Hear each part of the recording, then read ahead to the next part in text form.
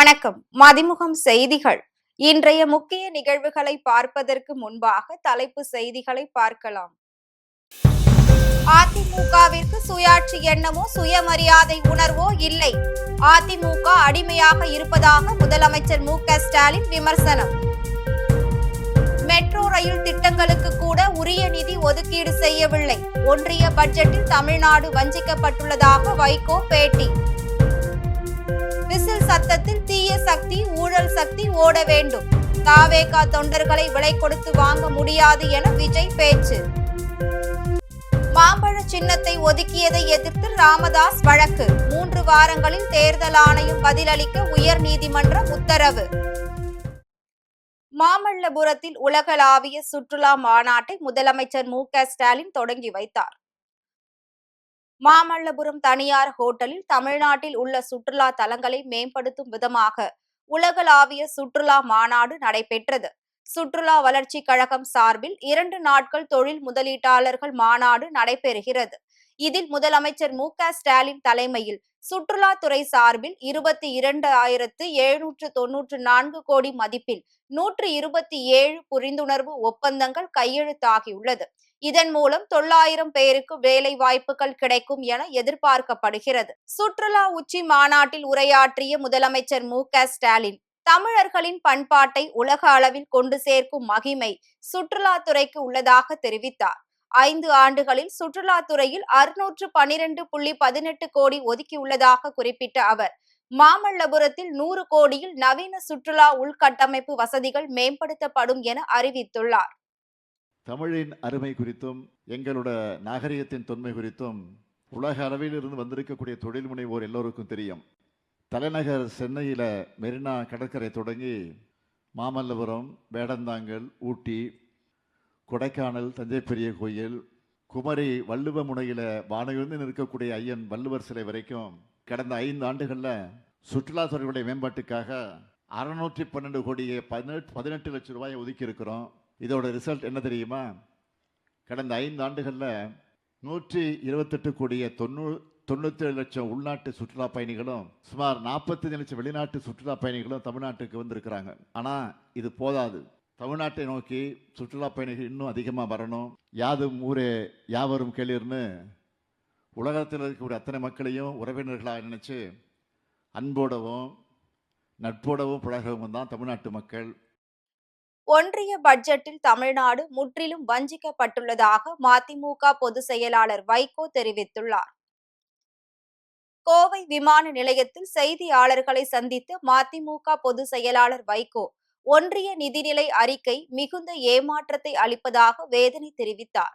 Metro rail திட்டங்களுக்கு கூட உரிய நிதி ஒதுக்கீடு செய்யப்படவில்லை எனவும் தெரிவித்தார். கூட்டணி பேச்சுவார்த்தை முடிந்த பிறகே சீட் பங்கீடு தொடர்பான முடிவுகள் எடுக்கப்படும் என்றும் வரவிருக்கும் சட்டமன்ற தேர்தலை முன்னிட்டு தமிழகம் முழுவதும் பரப்புரையில் ஈடுபட உள்ளதாகவும் வைகோ தெரிவித்தார். நேற்றைய தினம் 2026-27க்கான மத்திய நிதிநிலை அறிக்கை மிகுந்த ஏமாற்றம் அளிக்கிறது. மெட்ரோ திட்டங்கள் கோவை, மதுரை இந்த மெட்ரோ திட்டங்களுக்கு அறிவிப்பும் இல்லை. ஏற்கனவே இருக்கிற திட்டங்களுக்கு நிதியும் சரியாக ஒதுக்கப்படாமல் தமிழகம் வஞ்சிக்கப்பட்டிருக்கிறது என்றுதான் நேற்றைக்கு நான் செய்தியாளர்களிடம் சென்னையில் கூறினேன். பேச்சுவார்த்தை குழு அமைக்கப்படணும், பேச்சுவார்த்தை நடக்கணும். அதுக்கு பிறகுதான் இது பற்றியெல்லாம் அவர் சொல்ல முடியும். அதிமுக குழு எப்ப அமைக்க போறீங்க? அவங்க திராவிட முன்னேற்ற கழகம் குழு அமைத்த 3 மணி நேரத்திற்குள்ளாக எங்கள் குழு அமைக்கப்படும். சீட்டுக்குள்ள இலக்கு என்ன? இரட்டை இலக்கு? அதையெல்லாம் இப்ப சொல்ல முடியுமா? அதெல்லாம் மற்ற தலைவர்கள் அவங்க மனசுக்கு தோணுது சொல்றாங்க. நாங்க அப்படிலாம் சொல்ல மாட்டோம். நிச்சயமாக இருக்கும். மக்கள் சக்தி கொண்ட தவேகாவை யாராலும் அசைக்க முடியாது என அக்கட்சியின் தலைவர் விஜய் தெரிவித்துள்ளார். தவேகா 3ஆம் ஆண்டு தொடக்க விழா பனையூர் அலுவலகத்தில் நடைபெற்றது. இந்நிகழ்ச்சியில் கலந்து கொண்ட தவேகா தலைவர் விஜய் அஞ்சலையம்மாள், வேலு நாச்சியார், அம்பேத்கர், பெரியார், காமராஜர் சிலைகளுக்கு மரியாதை செலுத்தினார். தொடர்ந்து கட்சி கொடியையும் அவர் ஏற்றி வைத்தார். இந்நிகழ்ச்சியில் பங்கேற்ற தாவேகா தலைவர் விஜய் இசை கச்சேரியில் நடனமாடி தனது உற்சாகத்தை வெளிப்படுத்தினார். பின்னர் நிகழ்ச்சியில் பேசிய அவர், தாவேகா தொண்டர்களை விலை கொடுத்து வாங்க முடியாது என தெரிவித்தார். எத்தனை என்ஜின் வந்தாலும் டாப் என்ஜின் தாவேகா தான் என்றும், விசில் சத்தத்தில் தீய சக்தி மற்றும் ஊழல் சக்தியை ஓட விரட்டும் என்றும் கூறினார். யார் எந்த கூட்டணியில் இருந்தாலும் மக்கள் சக்தி கொண்ட தாவேகாவை அசைக்க முடியாது என்றும், ஓட்டு போடும் நாளில் ஒவ்வொரு வீட்டிலிருக்கும் விஜயும் வெளியே வருவார்கள் என தெரிவித்தார். தமிழ்நாட்டோட அரசியல்ல தி விசில் ப்ளோயர் இஸ் டிவிகே. நம்ம மக்கள் இந்த விசில்ல ஊதுற ஊதுல இந்த தீய சக்தியும் இந்த ஊழல் சக்தியும் தெரிச்சு ஓடணும். எப்படி தெரிச்சு ஓடணும்? அன்னைக்கு சென்ட் ஜார்ஜ் கோட்டையில டிவிக்கு ஆளும் கட்சியா எழும். அன்புமணி தரப்புக்கு மாம்பழ சின்னம் ஒதுக்கியதை குறித்து 3 வாரங்களில் தேர்தல் ஆணையம் பதிலளிக்க உயர் நீதிமன்றம் உத்தரவிட்டுள்ளது. பாமகவின் பெயர், கட்சி கொடி, மாம்பழம் சின்னத்தை அன்புமணி அல்லது வேறு யாரும் பயன்படுத்த தடை விதிக்க கோரி கட்சியின் நிறுவனர் ராமதாஸ் தரப்பு சென்னை உயர்நீதிமன்றத்தில் மனு தாக்கல் செய்தார்.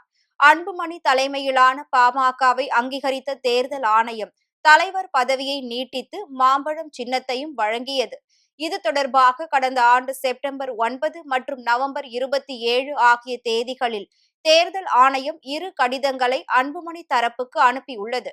இதனை அடுத்து சின்னம் தொடர்பாக தேர்தல் ஆணையம் தமது தரப்புக்கே கடிதம் அனுப்பியிருக்க வேண்டும் என சுட்டிக்காட்டிய ராமதாஸ் தரப்பு, அன்புமணிக்கு தேர்தல் ஆணையம் அனுப்பிய கடிதத்தை ரத்து செய்ய கோரி சென்னை உயர்நீதிமன்றத்தில் மனு தாக்கல் செய்தார். மனுவில் கட்சியின் தலைவராக நீடிப்பதாக போலி ஆவணங்களை அன்புமணி தரப்பு தாக்கல் செய்துள்ளதாகவும், தலைவர் என்ற முறையில் தனது முகவரிக்கு கடிதம் அனுப்ப தேர்தல் ஆணையத்திற்கு உத்தரவிடுமாறும் குறிப்பிட்டிருந்தார். இந்த வழக்கு தலைமை நீதிபதி எம் ஸ்ரீவத்சவா, நீதிபதி ஜி அருள்முருகன் முன்பு இன்று விசாரணைக்கு வந்தது. அப்போது அன்புமணிக்கு அனுப்பிய கடிதத்தை ரத்து செய்ய வேண்டும் என்றும், என் முகவரிக்கு கடிதத்தை அனுப்ப தேர்தல் ஆணையத்திற்கு உத்தரவிட வேண்டும் என்று கூறியிருந்தார். இதனை அடுத்து அன்புமணி ராமதாசுக்கு மாம்பழம் சின்னம் ஒதுக்கியது தொடர்பாக தேர்தல் ஆணையம் 3 வாரத்திற்குள் பதிலளிக்க வேண்டும் என்று தலைமை நீதிபதி அமர்வு உத்தரவிட்டுள்ளது. திராவிட மாடலின் குரல் பாஜக ஆட்சியில் இல்லாத மற்ற மாநிலங்களிலும் ஒலிப்பதாக முதலமைச்சர் மு.க.ஸ்டாலின் தெரிவித்துள்ளார். திமுக நிர்வாகிகளுக்கு முதலமைச்சர் மு.க.ஸ்டாலின் கடிதம் எழுதியுள்ளார். அதில் அதிமுகவிற்கு சுயாட்சி எண்ணமோ சுயமரியாதை உணர்வோ இல்லை என விமர்சித்துள்ளார். தமிழ்நாட்டிற்கு வஞ்சகம் செய்து வரும் தமிழர்களின் எதிரியான பாஜகவும் அதனுடன் இணைந்துள்ள அதிமுகவும் நமக்கு எதிராக செயல்படுவதாக நினைத்து தமிழ்நாட்டின் வளர்ச்சியை மீண்டும் படுகுழியில் தள்ள நினைக்கும் சதியை முறியடிக்க வேண்டும் என அவர் கேட்டுக் கொண்டுள்ளார். தமிழ்நாட்டை வஞ்சிக்கும் பாஜக அரசுக்கு அண்ணாவின் பெயரை கட்சியில் வைத்திருக்கும் அதிமுக அடிமையாக இருப்பதாக முதலமைச்சர் விமர்சனம் செய்துள்ளார். நாளை பேரறிஞர் அண்ணா நினைவு நாளில் அண்ணா சதுக்கம் நோக்கி அமைதி பேரணியில் கலந்து கொள்ள போவதாகவும் முதலமைச்சர் தெரிவித்துள்ளார். பேரறிஞர் அண்ணாவின் நினைவு நாளில் தமிழ்நாடெங்கும் அவரது நினைவை போற்றும் வகையில் அண்ணாவின் படத்திற்கு மாலையிட்டு மலர் தூவி மரியாதை செலுத்தி முத்தமிழ் அறிஞர் கலைஞர் வழங்கிய 50 முழக்கங்களை உறுதிமொழியாக ஏற்று தேர்தல் களப்பணிகளுக்கு ஆயத்தமாக வேண்டும் என்று முதலமைச்சர் வேண்டுகோள் விடுத்துள்ளார். எப்ஸ்டீன் கோப்புகள் விவகாரத்தில் பிரதமர் மோடியின் பெயரும் குறிப்பிடப்பட்டிருப்பது பற்றி மக்களவையில் விவாதிக்க கோரி காங்கிரஸ் கட்சி ஒத்திவைப்பு தீர்மான நோட்டீஸ் வழங்கியுள்ளது. அமெரிக்காவில் பெரும் பணக்காரரான ஜெஃப்ரி எப்ஸ்டீன் சிறுமிகளை பாலியல் தொழிலில் ஈடுபடுத்திய குற்றச்சாட்டில் சிக்கி சிறையில் அடைக்கப்பட்டிருந்த நிலையில் மர்மமான முறையில் உயிரிழந்தார். இந்நிலையில் தற்போது அவரின் குற்ற செயல்கள் அடங்கிய சுமார் 30 லட்சம் பக்கங்கள் கொண்ட ஆவணங்கள், புகைப்படங்கள், வீடியோக்கள் அடங்கிய எப்ஸ்டீன் கோப்புகளை அமெரிக்க நீதித்துறை வெளியிட்டுள்ளது. அதில் பிரதமர் மோடி மற்றும் அவரது இஸ்ரேல் பயணம் குறித்து சில மின்னஞ்சல்கள் தகவல்களும் இடம்பெற்றுள்ளன. இது பெரும் பரபரப்பை ஏற்படுத்திய நிலையில் மத்திய அரசு தரப்பில் இருந்து மறுப்பு செய்தி வெளியிடப்பட்டது. இந்நிலையில் மக்களவையில் எப்ஸ்டீபன் கோப்புகளின் மோடியின் பெயர் இடம்பெற்றது தொடர்பாக விவாதிக்க கோரி காங்கிரஸ் மக்களவை கொறடா மாணிக்கம் தாகூர் ஒத்திவைப்பு நோட்டீஸ் அளித்துள்ளார். சென்னையில் இன்று ஆபரண தங்கத்தின் விலை சவரனுக்கு 7,600 ரூபாய் குறைந்து 1,11,600 ரூபாய்க்கு விற்பனையாகிறது. தங்கம் விலை தொடர்ச்சியாக உயர்ந்து வரலாறு காணாத உச்சத்தை எட்டி வருகிறது. இந்நிலையில் பட்ஜெட்டிற்கு பிறகு பிப்ரவரி மாத தொடக்கத்திலும் தங்கம் விலை அதிரடியாக குறைந்துள்ளதால் நகை பிரியர்கள் மகிழ்ச்சி அடைந்துள்ளனர். அந்த வகையில் இன்று 22 கேரட் ஆபரண தங்கத்தின் விலை கிராமிற்கு 950 ரூபாய் குறைந்து 13,950 ரூபாய்க்கும், சவரனுக்கு 7,600 ரூபாய் குறைந்து 1,11,600 ரூபாய்க்கு விற்பனை செய்யப்படுகிறது. அதேபோல் வெள்ளியின் விலையும் கிராமிற்கு 20 ரூபாய் குறைந்து 1 கிராம் வெள்ளியின் விலை 300 ரூபாய்க்கும், கிலோவிற்கு 20,000 ரூபாய் குறைந்து 3 லட்சம் ரூபாய்க்கு விற்பனையாகிறது. திருவள்ளூர் மாவட்டம் பொன்னேரி அருகே தைப்பூச விழாவை முன்னிட்டு 32ஆம் ஆண்டு தீமிதி திருவிழா கோலாகலமாக நடைபெற்றது. பொன்னேரி அருகே பெரிய மங்கோடு கிராமத்தில் உள்ள ஸ்ரீ படவேட்டு அம்மன் ஆலயத்தில் 32ஆம் ஆண்டு தைப்பூசத்தை முன்னிட்டு முருக பக்தர்கள் மாலை அணிந்து காப்பு கட்டி விரதம் இருந்தனர். அதனைத் தொடர்ந்து அலங்கரிக்கப்பட்ட சிம்ம வாகனத்தில் அம்மன் எழுந்தருளி பக்தர்களுக்கு காட்சி அளித்தார். இதில் 120க்கும் மேற்பட்ட ஆண்கள் பெண்கள் அலகு குத்தி முருக பெருமானுக்கு அரோகரா கோஷம் எழுப்பி தீ மிதித்து தங்களது நேர்த்தி கடனை செலுத்தினர். இதில் ஆயிரக்கணக்கான பக்தர்கள் கலந்து கொண்டு சுவாமி தரிசனம் செய்தனர்.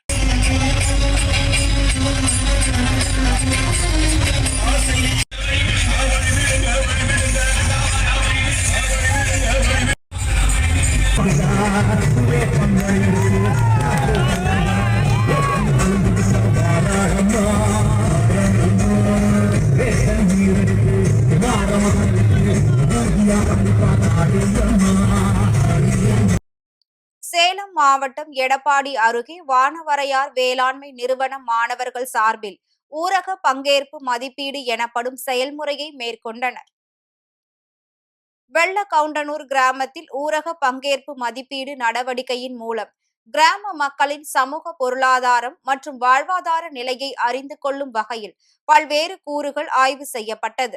இதில் வரவு செலவு அட்டவணை, சமூக வரைபடம், பருவகால அட்டவணை, கால்நடைகள், சுகாதார நிலை உள்ளிட்ட வரைபடங்கள் இடம்பெற்றன.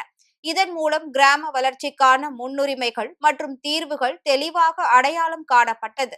இந்த நடவடிக்கைக்கு கிராம மக்கள் முழுமையான ஒத்துழைப்பு வழங்கியதுடன் மாணவர்களின் முயற்சியையும் பாராட்டினர். இந்த ஊரக பங்கேற்பு மதிப்பீடு பயிற்சி மாணவர்களுக்கு நடைமுறை அனுபவத்தையும் கிராம வளர்ச்சிக்கான திட்டமிடலுக்கும் பயனுள்ளதாக அமைந்தது. விருதுநகர் மாவட்டம் சதுரகிரி மலைப்பாதையில் குரங்கு கடித்து சிறுவன் உட்பட 4 பேர் காயமடைந்தனர். மேற்கு தொடர்ச்சி மலைப்பகுதியில் அமைந்துள்ள சதுரகிரி சுந்தர மகாலிங்கம் கோவிலில் தைப்பூசம் மற்றும் பௌர்ணமியை முன்னிட்டு 4000க்கும் மேற்பட்ட பக்தர்கள் மலையேறி சென்று சுவாமி தரிசனம் செய்தனர். இந்நிலையில் சதுரகிரி மலைப்பாதை இரட்டைலிங்கம் அருகே சென்றபோது குரங்கு ஒன்று கையில் உணவுப் பொருட்களை வைத்திருந்த சிறுவன் உட்பட 4 பேரை கடித்தது. இதில் காயமடைந்த 4வரும் அருகில் உள்ள மருத்துவமனையில் சிகிச்சைக்காக அனுமதித்துள்ளனர். சதுரகிரி சுந்தர மகாலிங்கம் கோவிலுக்கு தினசரி பக்தர்கள் மலையேறி சுவாமி தரிசனம் செய்து வரும் நிலையில் மருத்துவ முகாம் மற்றும் பாதுகாப்பு வசதிகளை ஏற்படுத்த மாவட்ட நிர்வாகங்கள் நடவடிக்கை எடுக்க வேண்டும் என பக்தர்கள் கோரிக்கை விடுத்துள்ளனர். ராணிப்பேட்டை மாவட்டம் நம்பரை கிராமத்தில் உள்ள ஸ்ரீ பச்சையம்மன் சமேத மன்னார்சாமி கோவில் மகா கும்பாபிஷேகம் வெகு விமர்சையாக நடைபெற்றது. ஆற்காடு தாலுகா திமிரி அடுத்த நம்பரை கிராமத்தில் அருள்மிகு ஸ்ரீ பச்சையம்மன் சமேத மன்னார்சாமி கோவில் அஷ்டபந்தன மகா கும்பாபிஷேக விழா நடைபெற்றது.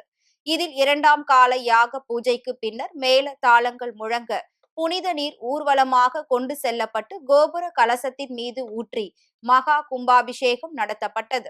இதில் திரளானோர் பங்கேற்று சுவாமி தரிசனம் செய்தனர்.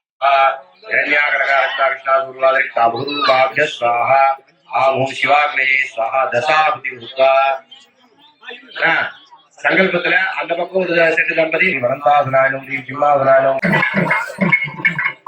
ஆச்சாரிய தேவோ பவ ஓம் அதிதி புதுக்கோட்டை மாவட்டம் ஆலங்குடி அருகே உள்ள வல்லநாடு கண்மாய் புனரமைக்கும் பணிக்கான அடிக்கல் நாட்டும் விழாவில் அமைச்சர் மெய்யநாதன் கலந்து கொண்டார். ஆலங்குடி தாலுகா வல்லத்ரா கோட்டை கிராமத்தில் உள்ள வல்லநாடு கண்மாய் புனரமைக்கும் பணியானது நீர்வளத்துறை சார்பாக நடைபெற்றது. இதில் பிற்படுத்தப்பட்ட நலத்துறை அமைச்சர் மெய்யநாதன் கலந்து கொண்டு 3.50 லட்சம் மதிப்பீட்டிலான வல்லநாடு கண்மாய் புனரமைக்கும் பணிகளை அடிக்கல் நாட்டி துவக்கி வைத்தார். தொடர்ந்து கல்லாங்காடு, கத்தக்குறிச்சி உள்ளிட்ட 40க்கும் மேற்பட்ட பகுதியில் விவசாயத்திற்கு நீர்ப்பாசன வசதி அமைக்கும் பணியினையும் அடிக்கல் நாட்டி துவக்கி வைத்தார்.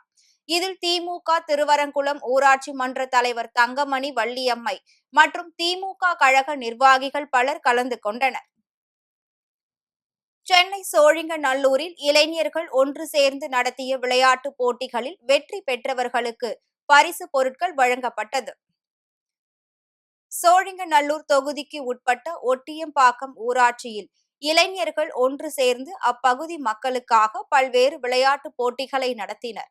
குடியரசு தின விழாவை கொண்டாடும் வகையில் ஒட்டியம்பாக்கம் இளைஞர்கள் நடத்திய 2ஆம் ஆண்டு விளையாட்டு போட்டியில் அப்பகுதி பெண்கள் கோலம் போடும் போட்டியில் கலந்து கொண்டனர். தொடர்ந்து இளைஞர்களுக்கு செங்கல் தூக்கும் போட்டி, உரியடி போன்ற பல்வேறு போட்டிகள் நடைபெற்றது. இந்த போட்டிகளில் வெற்றி பெற்ற சிறுவர், சிறுமியர், பெண்கள், இளைஞர்கள் உள்ளிட்டோருக்கு பரிசு மற்றும் பாராட்டு சான்றிதழ்கள் வழங்கப்பட்டது. காப்பாத்தீங்கன்னா அவங்க பலூனை உடைச்சா போதும்.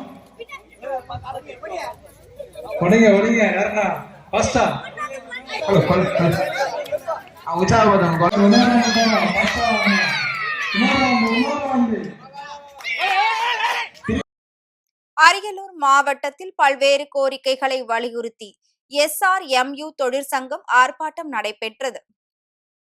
அரியலூர் ரயில்வே நிலைய வளாகத்தில் SRMU தொழிற்சங்கம் சார்பில் பல்வேறு கோரிக்கைகளை வலியுறுத்தி அச்சங்கத்தின் செயலாளர் செல்வகுமார் தலைமையில் ஆர்ப்பாட்டம் நடைபெற்றது.